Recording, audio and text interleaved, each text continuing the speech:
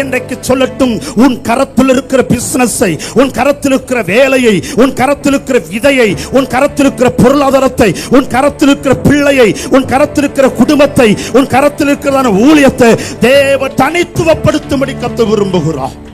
கவனிச்சு பாருங்க. Shadrach, Meshach, Abednego என்கிறவர்களும் தானியேல் என்பவனும் அவனுக்கு 10 நாள் கொடுக்கப்பட்ட உணவு பருப்பும் கீரை வகையிலும் கர்த்தர் கொடுத்தார். ஆனா மற்றவங்க சாப்பிட்டது என்ன?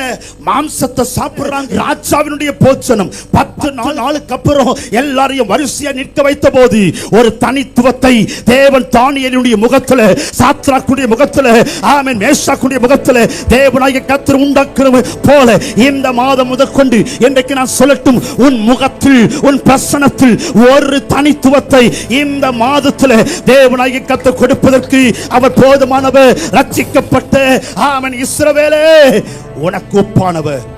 எத்தனை பேர் ஆமென்